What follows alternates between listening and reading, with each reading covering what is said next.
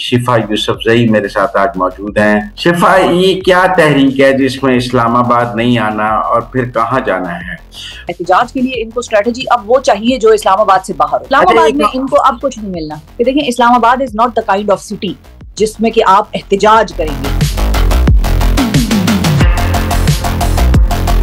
शिफा लाहौर भी ऐसा नहीं है, शिफा कराची भी ऐसा नहीं है, शिफा सियालकोट भी ऐसा नहीं है, शिफा फैसलाबाद भी ऐसा नहीं है, शिफा मुल्तान भी ऐसा नहीं है, शिफा देखें अटक भी ऐसा नहीं है, शिफा फिर तो कुछ भी ऐसा नहीं है। जो डीएनए दिल को बहलाने का ख्याल अच्छा है गालिब। पता है लंदन वाला एहतजाज जो आसिम मुनीर के पहुंचने पर फ्लॉप हो गया था, जिस पर शहजाद अकबर ने कहा था ये एहतजाज नहीं पीटीआई का जनाजा है, क्योंकि बैरिस्टर गौहर कहते हैं हमारा नहीं है।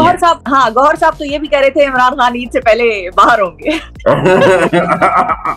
बेल हो भी सकती है, लेकिन फिर उसके बाद क्या है? फिर उसके बाद किसी और नए केस की गिरफ्तारी है, उसके बाद किसी और नए केस। जाहिर है मूड तो वही है ना। जब खान बाहर आएगा तो ये साहब की छुट्टी करा देंगे। छुट्टी से मुराद ये है कि एक्टिव रोल्स उनको नहीं देंगे। मुझे तो ये नजर आया कि 2018 में 72 घंटे रिजल्ट ले थे आरटीएस, अब के 18 घंटे में आ गए और 18 की निस्बत जल्दी आए। अगर मुजम्मिल साहब 18 में धांधली हुई थी तो फिर 24 में उससे बड़ी धांधली हुई है। ये है बस।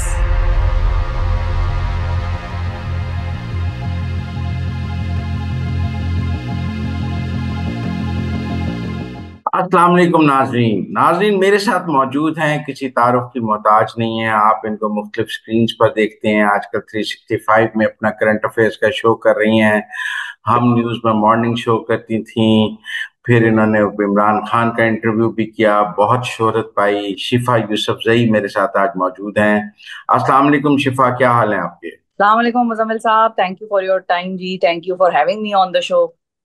शिफा, हम आपसे समझना चाहते हैं बहुत सारी चीजें हैं जो समझ नहीं आ रही, तो मैंने सोचा शिफा से समझेंगे। शिफा को पता होगा, शिफा बताएगी हमारे को, मुझे भी और नाज़रीन। शिफा, ये क्या तहरीक है जिसमें इस्लामाबाद नहीं आना और फिर कहाँ जाना है, और ये कैसे कामयाब होगी? और इसमें बंदूकें भी मौजूद हैं, इसमें लाशें भी मौजूद हैं इसमें, लेकिन इस्लामाबाद नहीं आना है, ये क्या है? मंजरनामा समझ नहीं आ रहा। हाँ, ये दो सवाल हैं अलग अलग। एक जो किस्म की है और इसमें इस्लामाबाद की तरफ क्यों नहीं आना, और आना है क्या सीन है, और वो दूसरा सवाल आपका पार्ट बी है, उसकी तरफ जरा बाद में आते हैं। इस मर्तबा जो कि हमें लग रहा था पिछले कुछ बड़े अरसे से, कुछ ऐसे लोग थे पीटीआई के अंदर भी जो कि ये बात करते थे कि देखिए इस्लामाबाद का एहतजाज तो ठीक है, वो एक ठीक है कि मुल्कों में होता है, जिस तरह तहरीर स्क्वायर है तो यहाँ पर हमारा डी चौक है। मौलाना साहब भी जब आए थे तो वो भी कहते थे मैं इस्लामाबाद आऊंगा, उनका भी यहाँ पर जो धरना हुआ वो इस्लामाबाद में हुआ, जगह उसकी डिफरेंट थी, डी चौक नहीं था वो, लेकिन बहरहाल वो भी इस्लामाबाद। तो एक वफाकी दारुल हुकूमत के हिसाब से एक शहर जिसको कि भाई आप अपने एहतजाज के लिए कहते हैं कि हम बंद करेंगे या हम डिसरप्शन सी क्रिएट करेंगे एक नॉर्मल लाइफ में, ताकि आपको ये एहसास हो कि भाई आपने हमसे बात करनी है और हमारे मसले सुलझाएं। फिर उसमें उसमें लेकिन मसला ये आ रहा है कि जिस तरीके से साथ ही बहुत सारे लोग ये भी कहते हैं कि भाई 26 नवंबर को या पिछले कई एहतजाज अगर आप पीटीआई के देखें तो मैसिवली डिपेंडेंट हैं खैबर पख्तूनख्वा की आवाम पर, और उसमें मुख्तलिफ वजूहात हैं। एक तो ये है ठीक है कि वहां पर हुकूमत है, एक कंफर्टेबल माहौल है, वहां पर आराम से तैयारी हो सकती है, आराम से जमा हो सकते हैं, मोटरवे सारा तकरीबन अपने पास है, तो वो सारा मामला उनके लिए बड़ा आसान है। दूसरी चीज ये है कि जब यहाँ पर 26 नवंबर का मामला हुआ तो उसके बाद कुछ लोगों में गुस्सा, कुछ लोगों में जो है वो दोबारा के तहरीक दोबारा शुरू करें, कब करेंगे। तो वो सारा मामला देखते हुए मुझे लगता है कि बहुत सारे लोगों ने पीटीआई को ये मशवरा दिया भी है और अंदर भी ये पाई जाती है कि देखें Islamabad is not the kind of city जिसमें कि आप एहतजाज करेंगे। वो आपका शहर होगा पिंडी, वो आपका शहर होगा सरगोदा, वो आपका शहर होगा कराची जैसा जो पॉपुलेटेड हो, डेंसली पॉपुलेटेड हो।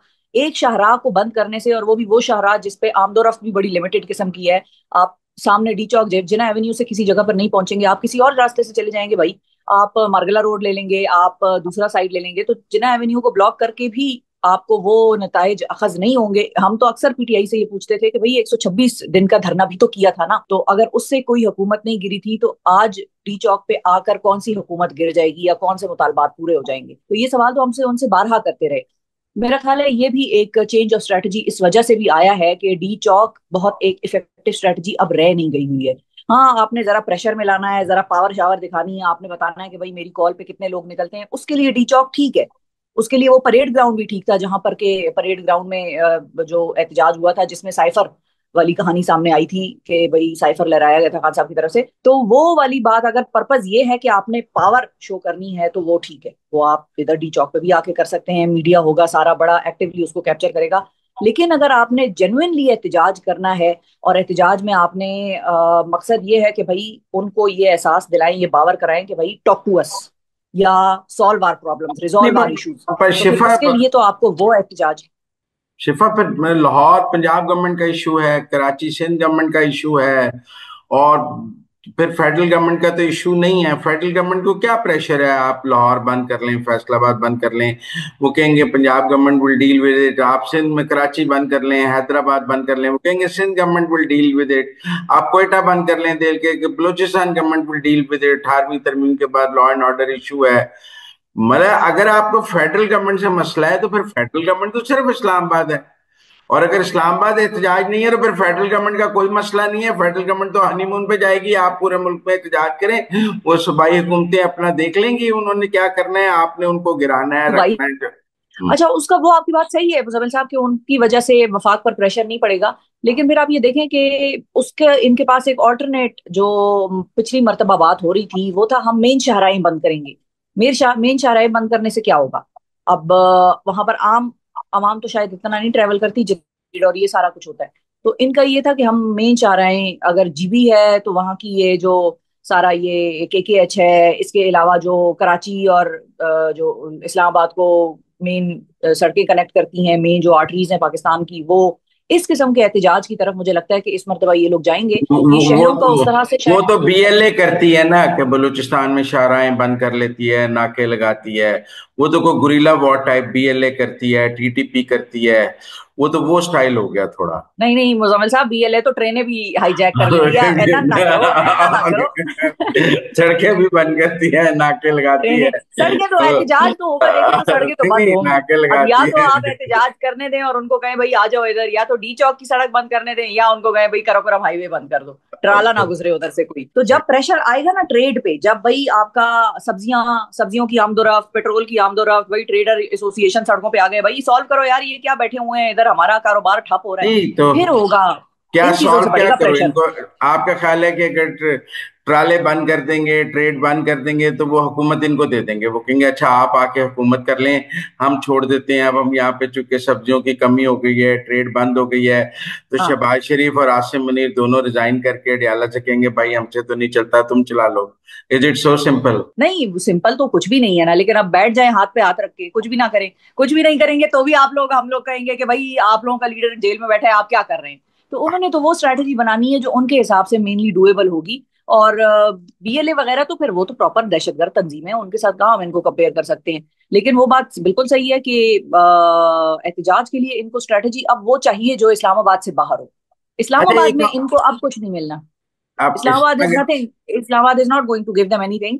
और इस्लामाबाद की आवाम हो गई वो, मतलब वो ठीक है कि वो मम्मी डैडी क्राउड, या वो एक इस्लामाबाद में इनकी बड़ी खास एक वो पाई जाती है, सपोर्ट बेस है।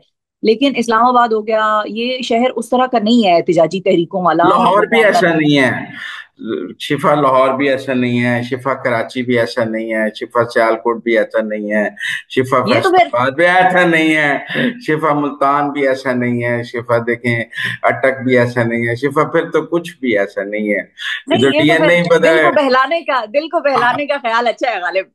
नहीं, मेरा मतलब है ये क्या बात हुई कि इस्लामाबाद का मिजाज कोई लाहौर से मुख्तलिफ है, कराची से मुख्तलिफ है? सेम मिजाज है लोगों का, वही पाकिस्तानी इधर हैं जो उधर हैं। अगर आपसे इस्लामाबाद में नहीं चलती तो कराची में भी नहीं चलेगी, अगर किस कराची में नहीं चलती तो लाहौर में भी नहीं चलेगी तहरीक। लेकिन हुकूमत को इस बात पे खुश होना चाहिए वैसे। उसकी क्या? क्यों वजह, उसकी वजह यह है कि हुकूमत तो अक्सर कहती है ना, फलां बंदा आ रहा है तो आप एहतजाज की कॉल दे देते हैं, फलां लीडर आ रहा है तो आप एहतजाज की कॉल दे देते हैं। तो इस दफा हुकूमत की जान बख्शी हो जाएगी, हुकूमत कहेगी भाई जाओ जहाँ एहतजाज करते हो करो। हुकूमत को तो इस बात पे टेंशन लेनी ही नहीं चाहिए। हाँ नहीं हुकूमत तो भाई वैसे, आओ भाई एहतजाज करो, सरगोदा करो, मुल्तान करो, रावलपिंडी करो, गुजरांवाला गोजरा, ये सारी जगह तुम्हारी अपनी है, करो एहतजाज जितना मर्जी करना है। तो इस मर्तबा तो करना ही कुछ नहीं चाहिए, खुली छूट दे दें। अब ये तो सूबाई हुकूमतों का मामला है ना कि वो खुली छूट देते हैं या नहीं देते हैं। ये तो मुराद अली शाह का, मरियम नवाज का इशू है। आप फेडरल आसिम मुनीर या शहबाज शरीफ का इशू तो नहीं है वो। ये तो अब फेडरल गवर्नमेंट का तो इशू इसमें है ही नहीं है। ये तो मरियम अच्छा नवाज हाँ, आप। ये अच्छा पॉइंट, ये आपका अच्छा पॉइंट है। एक चीज मुझे भी वैसे समझ नहीं आई, और ये मैं आपसे भी समझना चाहूंगी, या कोई और अगर हमारा सहाफी भाई बहन यहाँ पर देख रहे हैं हमें, तो वो हमें बताएं कि वफाकी हुकूमत को एहतजाज से ज्यादा मसला है या पंजाब हुकूमत को ज्यादा मसला है। सिंध में बहरहाल हल्का फुल्का एहतजाज भी हो जाता है, हल्की फुल्की मौसीकी हो जाती है वहां पर। अच्छा, उधर इतना उस ये गवर्नमेंट को मसला है नहीं वैसे। कराची में आखिरी दफा सब जलसा जो है मुराद अली शाह ने कब करने दिया आपको, बड़ा जलसा? नहीं पीटीआई का, नहीं बड़ा जलसे की मैं बात नहीं कर रही, एहतजाज की बात कर रही हूँ। उनकी सड़कों पे होते रहे तो ऑन एंड क्या ऑफ, हमने गिरफ्तारियां नहीं आलमगीर को होती भी, वहां? खलीम नहीं आजम को आलमगीर को भी गिरफ्तारियां हमने नहीं देखा। होती हैं? कराची से उस सीटें लेवल की नहीं होती। ये तो आप ऐसी मेरा ख्याल बातें है कह रही हैं जैसे कराची से सीटें जितवा दी हैं और लाहौर से हरवा दी हैं।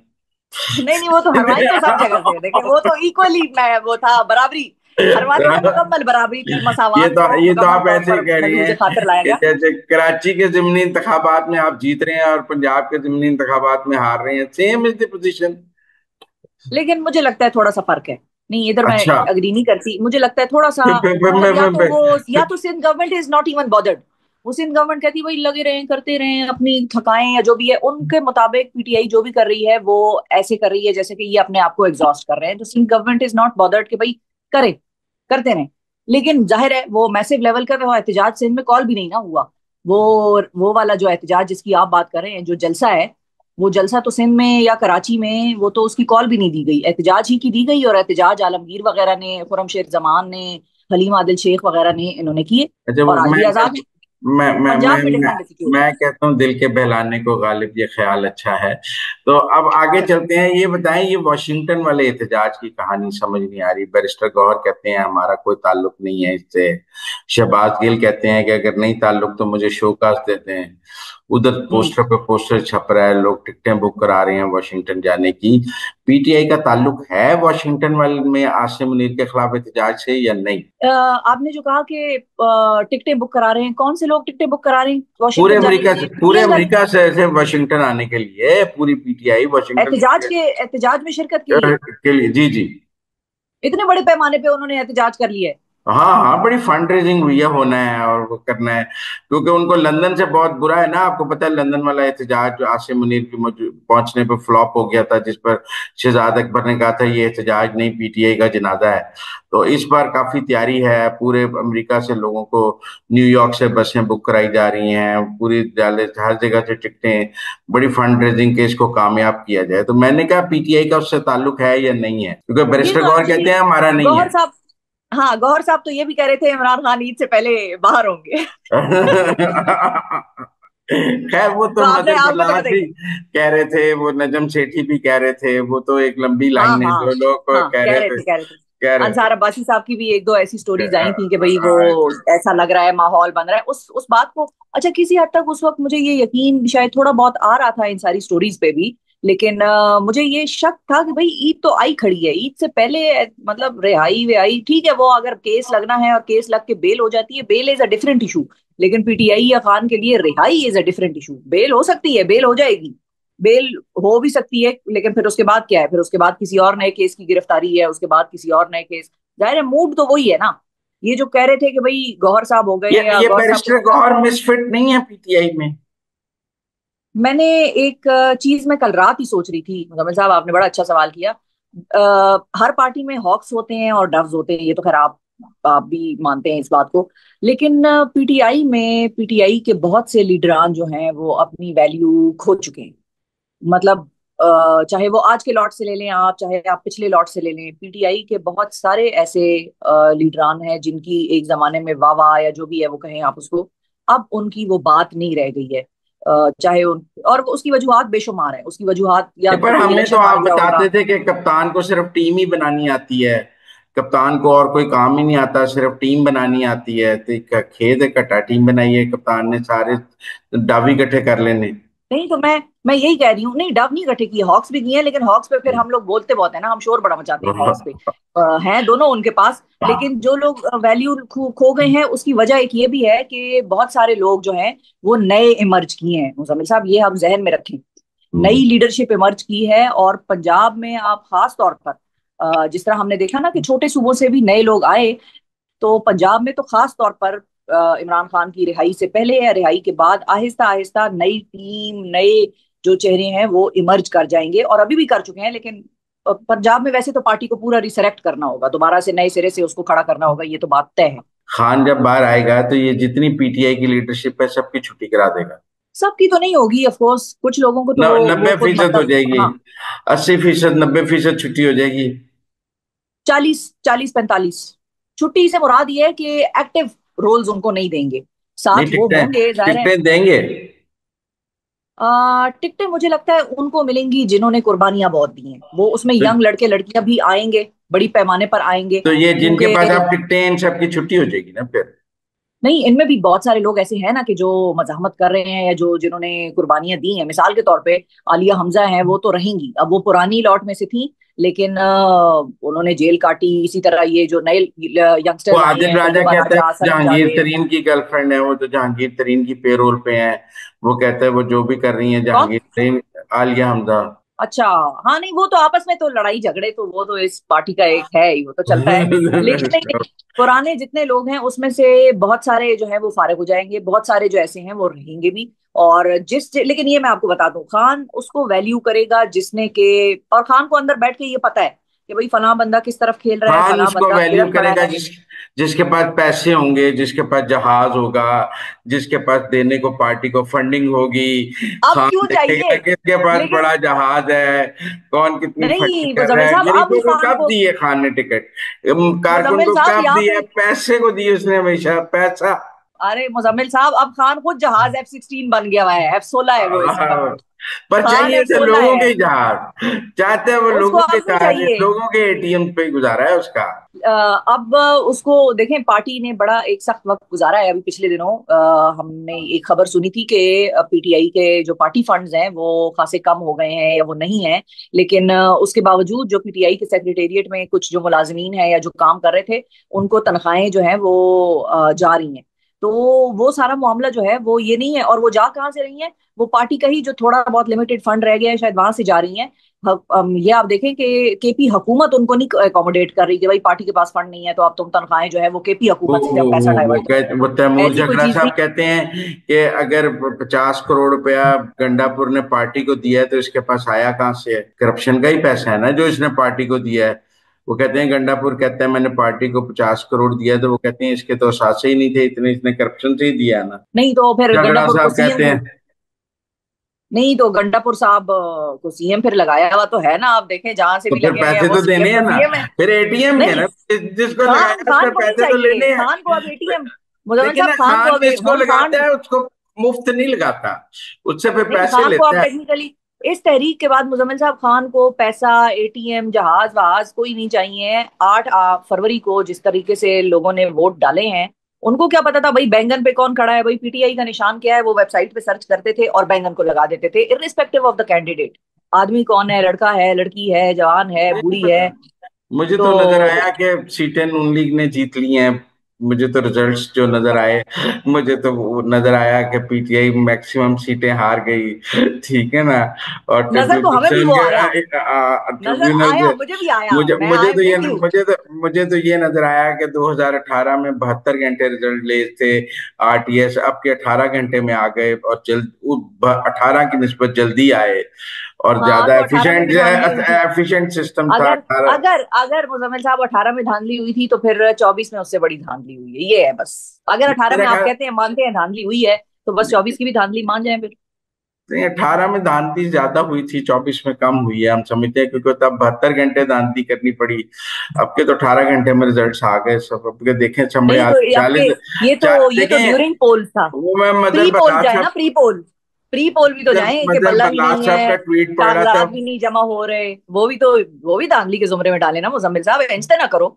नहीं नहीं, धांधली के जुमरे में जरूर डालना चाहिए कि आप किसी पार्टी के लीडर को इलेक्शन कैंपेन ना चलाने दें, चाहे 18 में ना चलाने दें, चाहे 24 में ना चलाने दें, चाहे आप बिल्कुल। 18 में एयरपोर्ट से पकड़ लें और उसको जमानत ना दें इलेक्शन के लिए, और चाहे 24 में पकड़ के इलेक्शन के लिए जमानत ना दें, चाहे आप सेनेट के इलेक्शन के लिए निशान छीन लें या कौमी असेंबली के लिए निशान छीन लें। बिल्कुल मकाफात बिल्कुल। अमल है, जिस तरह आप इक़्तिदार में आए थे उसी तरह चले गए, जो जो करके हम्म। आए थे वो करके चले गए, जिस रास्ते से लेकिन आए थे ये उस ये रास्ते से सर्कल चले लेकिन गए, यहाँ पर रुकेगा नहीं। बिल्कुल सही, आई जिस एग्री विद यू, रास्ते से लेकिन ये आए थे उस सर्कल इधर रास्ते से रुकेगा नहीं। चले गए। अगर हाँ, ये सीधे आई एग्री रास्ते विद से यू। आए होते तो सीधे रास्ते से जाते, आए उल्टे रास्ते से थे, जाना उल्टे रास्ते से था। तो आई एग्री विद यू, लेकिन ये सर्कल यहाँ पर रुकता नहीं ना है, यही तो प्रॉब्लम है कि इस सर्कल को अगर रोकना है तो फिर कहीं से तो आगाज करना है। इस चलें, सर्कल, चलें मियां साहब से ना करें तो इमरान खान से आगाज करने कि भाई इमरान खान के साथ इस वक्त जमहूरियत के लिए और आइन की बालादस्ती के लिए खड़े हो जाए। अगर और आगे नहीं लेट नहीं, करना है आइन तो की फिर बालादस्ती मियां ये साहब को थोड़ी है। निकाले जाने दें, तो हम फिर मियां साहब के साथ भी खड़े हो जाएंगे कि भाई अब चलें, अब नए सिरे से एक और चौथी पांचवी दफा कैंपेन चला लें आइन और जमहूरियत की बालादस्ती की और वोट को इज्जत दो की। किसी एक लीडर से आगाज करना पड़ेगा। अगर हमने देर की कि नवाज आप शरीफ के साथ उस वक्त नहीं खड़े हुए, तो आज आप देर ना करें इमरान खान के साथ ना खड़े होके। मुल्क की बात है, और इस वक्त तो जो ईरान और इसराइल और वो सारे किस किस किस्म का पाकिस्तान को इस वक्त चैलेंज नहीं पेश। बजट आया है, आवाम बेचारी पिस रही है, ये तो अल्लाह भला करे ख्वाजा आसिफ साहब का कि उन्होंने कम से कम अपनी हुकूमत को भी थोड़ा सा फेस सेविंग दिलवाई और उन्होंने ट्वीट कर दी कि भाई हमारी जो इज्जत है, हमारा वो सारा हमारे वोटर और हमारी आवाम के मरहून मिन्नत है। और उन्होंने ये ट्वीट की और फिर उसके बाद वजीर आजम ने नोटिस लिया और जो सेनेट के चेयरमैन और जो हमारे स्पीकर कौमी असेंबली हैं उनकी जो सैलरीज की वाह जो एक बढ़ोतरी थी उसको रोक दिया गया। मेरा ख्याल है कुछ उसमें अब नजरसानी होगी। लेकिन मैं हैरान हूं इन लोगों पे कि भाई चलो आप लोगों ने इतनी लंबी लंबी अरसा सियासत की है, गिलानी साहब हो गए, अयाज सादिक साहब हो गए, बड़े भले मतलब उस तरह से तो समझदार सियासतदान है, मंजे हुए खिलाड़ी हैं सियासत के। भाई कोई अगर इतनी तनख्वाह बढ़ा भी रहा है तो आप ही कह दें कि यार मैं नहीं लूंगा ये तनख्वाह, आगे आने वाले को बेशक दे दो। अगर जिस तरह औरंगजेब साहब कह रहे हैं ना कि 2016 से ही नहीं बढ़ी, तो आप जब बढ़ा रहे हैं तो जरा ज्यादा झटका लग रहा है। तो औरंगजेब साहब को चाहिए था कि इन दोनों को चाहिए था कि औरंगजेब साहब को कहते कि भाई हम नहीं लेंगे, आप जरा चेक तो करें गिलानी साहब की नेटवर्थ गूगल पे है क्या। वो तो आदम पाकिस्तान खरीद सकते हैं, उनको तो जरूरत ही नहीं है अच्छा, ये तनख्वाह की, चाहे बताएं वो केपी के, इंडोनेशिया हो ये या। बताएं ये बताएं केपी के एमपीए की तनख्वाह कौमी असेंबली के एमएनए से ज्यादा है, कम है? बढ़ने के बाद या बढ़ने से पहले? इस बजट से पहले हाँ, कम है। केपी के एमपीए की तनख्वाह कम है। मेरा ख्याल है कि कम है और बड़ी भी नहीं है। आप बता दें, हम्म। वैसे मुझे मैंने एग्जैक्ट फिगर्स नहीं मुझे जी, पता, मैंने लेकिन वैसे पंजाब रैंडम में। आपसे सवाल किया जानने के हाँ, लिए। क्योंकि मैंने क्योंकि मैं इतना को मुझे पता मैंने है। को प्लांटेड सवाल नहीं किया आपसे, मैं तो वैसे नहीं नहीं, जानने ऑफ के लिए कोर्स ऑफ सवाल। कोर्स मुजम्मिल साहब, ऐसा मैं नहीं कह रही, बिल्कुल भी नहीं नहीं, ऐसी कोई बात नहीं है। मुझे बस मेरे इल्म में एग्जैक्ट फिगर्स नहीं है, लेकिन मुझे ऐसा लगता है कि जो पंजाब में बढ़ोतरियां हुई थी पंजाब असेंबली में, और तो उस वक्त हमने एक सेगमेंट किया था मुजम्मिल असलम के साथ और कौसर काजमी साहब के साथ। तो हम्म, जहां पर कौसर काजमी साहब ये बता रहे थे कि भाई आप लोग जजों को क्यों नहीं पूछते और आप लोग फलानों को क्यों नहीं पूछते, तो वो बढ़ा लें तो ठीक है और हम्म, हम बढ़ाएं तो गलत है। वहां पर मुजम्मिल असलम ने हमें ये बताया था, जिस बात को मैं इसलिए कोट कर रही हूँ कि मेरी शो पे ये बात हुई थी। मुजम्मिल ने कहा कि भाई हमने तनख्वाहें जो हैं वो हम इंक्रीमेंटली बढ़ाते थे, थोड़ी थोड़ी बढ़ाते थे, और ये नहीं कि लाखों रुपए बढ़ गए। और 1 लाख मुजम्मिल असलम की इस वक्त जो भी पोजीशन है, 2 दिन पहले उन्होंने शो पे कोट किया कि मेरी जो तनख्वाह है वो है 2,60,000 या नहीं, कुछ इस मैंने तरह का आपके फिगर। कहने पे हम्म। मैंने गूगल किया। The monthly salary of a KP MPa 8,04,180 रुपए from October 1, 2023। The maximum basic salary 7,72,000 and the minimum salary 6,29,000। Monthly छह सैलरी लाख ऑफ छह 6 लाख छह वाली, लाख अच्छा। उनतीस हजार मिनिमम है, अलाउंसेस डाल के 8,04,000। ठीक है ना जी? तो अब ठीक आप है। एमएनए की देख लें। मेरा तो एक एक देखें मुजाहिर साहब, ये बात नहीं है, मैं चाहे केपी वाले हों, मैंने उनको भी पूछा है, दोनों सेगमेंट्स मैंने इकट्ठे एक ही दिन प्रोग्राम पे किए। उसने कहा हम इस तरह से बढ़ाते हैं कि हम जितनी एक सिविल सर्वेंट की मेंबर या ऑफ अ जितनी एक नेशनल सरकारी। असेंबली इन, देखिए ना, member of a national assembly in Pakistan receives a monthly salary of 1,88,000, हाँ जी। और जबकि केपी वाला 8,04,000 ले रहा है। 8,04,000 आपके आपको कहाँ से फिगर आप मिला करें वैसे? गूगल, करें, मैं तो गूगल किया अभी, तो गूगल मैंने किया। तो गूगल किया। हाँ, तो मैंने तो गूगल किया तो मुझे तो ये आया। अब ना ये फिगर मानने वाला है और ना आपका वाला मानने वाला है। इधर लिखा है इन आप Khyber Pakhtunkhwa The salary for a member of the Provincial Assembly (MPA) is currently set at PKR 80,000 per month, along with a कितनी? sumptuary allowance of PKR 10,000 per month. Additionally, hi. MPs are entitled to a daily allowance of PKR 100 per day तो for each of residents of on duty. These figures have been officially documented in the Provincial Assembly of the Khyber Pakhtunkhwa. अच्छा, अब इसके बाद क्योंकि उन्होंने actually ये बताया है हमें कि हम अपनी सैलरीज जो सरकारी मुलाजमीन है उनके रेट के हिसाब से बढ़ाते हैं। ये तो मुझे मुजम्मिल ने बताया है। और ठीक है। यहाँ पर मेरे पास ये एक लेकिन आर्टिकल आया है मैं ये 10%। हाँ समझता जी, हूँ, जंग का आर्टिकल, मैं इन जंग का प्रिंसिपल ये आर्टिकल आया है। केपी में तनख्वाह 10% बढ़ने का इम्कान है, और ये है 12 जून 2025 की। और वफाक की तरफ खैबर पख्तूनख्वा हुकूमत की तरफ से भी अगले बजट में तनख्वाहों में 10 और पेंशन में लेकिन ये तनख्वाहें हैं ओवरऑल। ये कि देखिए, मैं ये मानती हूँ कि अगर आप कंपेटिटिव सैलरीज नहीं रखेंगे ना, चाहे पीएम एमपीए हो, एमएनए हो, पंजाब का, केपी का, सिंध का, तो आम आदमी, मेरी जैसी कोई लड़की जिसने यूनिवर्सिटी खत्म की है, वो कहती है भाई मैं सियासत में आती हूँ, तो उनको मोटिवेशन नहीं मिलेगी। आप तनख्वाहें इतनी बढ़ाएं कि आप जरा पैरिटी पे आ जाएं। ये थी यस, भी बहुत कम हर कम से असेंबली कम में, ग्रेड इतनी 22 कम के थी। अफसर की तनख्वाह के बराबर जी होना चाहिए। जी, ये अच्छा, आप ये इतनी बता कम दें थी मुजम्मिल खान साहब कब कि आएगा? यंग लड़का अपना घर नहीं चला सकता था इस पे। खान कब लेकिन अब आएगा? 21 लाख तो फिर बहुत ज्यादा है। फिर जरा तमीज के दायरे में रह के, हौसले इत्मीनान के साथ, बस ये है मेरा। बिल्कुल। खान कब आएगा? खान साहब देखें, बाहर तो वो कब आएंगे ये तो एग्जैक्टली नहीं पता। मुझे ऐसी फीलिंग है कि इस साल कोई ब्रेक थ्रू एक्सपेक्टेड है। लेकिन वो ब्रेक थ्रू देखें कुछ कंडीशंस में हो सकता है। वो क्या कंडीशंस हैं? या तो एक साइड पीछे हट जाए, या खान पीछे हट जाए। इस्टेब्लिशमेंट पीछे हट जाए तो इसका मतलब है कि उनके पास जो भी पावर है या जो भी उनका एक इख्तियार है वो उन्होंने दे दिया कि जाओ ले लो, तुम ले लो। ऐसा कौन करता है? ऐसा नहीं होता भाई। अगर थानेदार या एसएचओ गांव में या पंचायत में जो एक बड़ा वडेरा फिर बैठा ये होता है, ऑप्शन उस तो खत्म वडेरे, हो गया ना। तो दूसरे वाले ऑप्शन क्या है? खान पीछे हटेगा? वो बहुत ही मुश्किल है।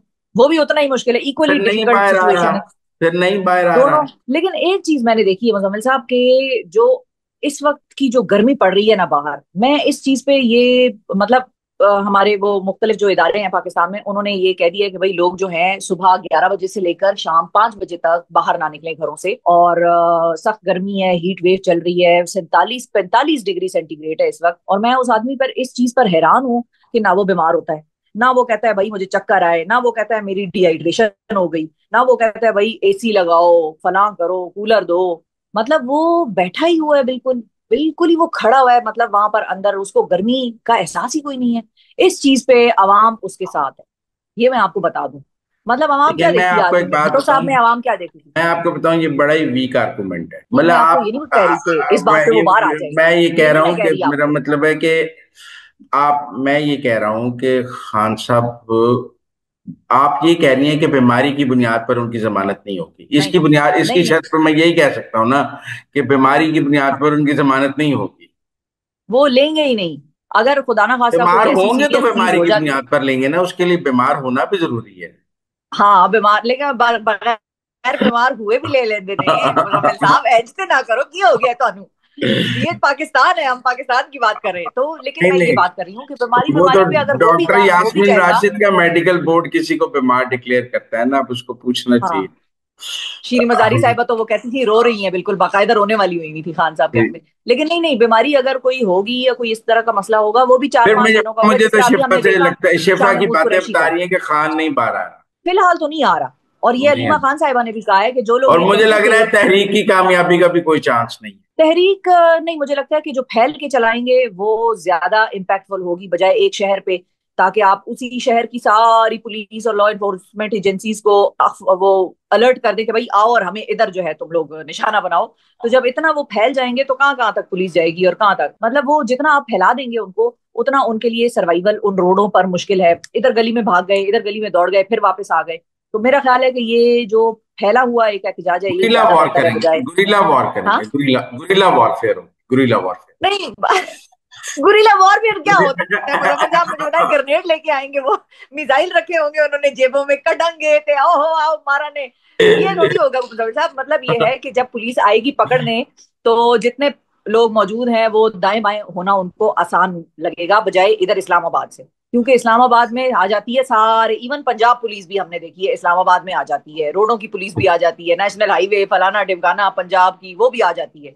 जब आप ज्यादा शहरों में फैले हुए होंगे तो उस शहर की, एक एक शहर की हर पुलिस अपनी अपनी जो है वो अपने अपने इलाके को कवर कर रही होगी, फिर एक ही जगह पर चले पुलिस की चले कंसंट्रेशन नहीं तो हो कोई सकती। 2 महीने बाद आपसे इस सारी थ्योरी पे दोबारा बात कर लेंगे, ये कितनी दोबारा बात टाइम है। करेंगे, जरूर एक सेशन लगाएंगे ताकि हमें थैंक नजर आए यू मैं मच कहाँ फॉर गलत। Talking to me.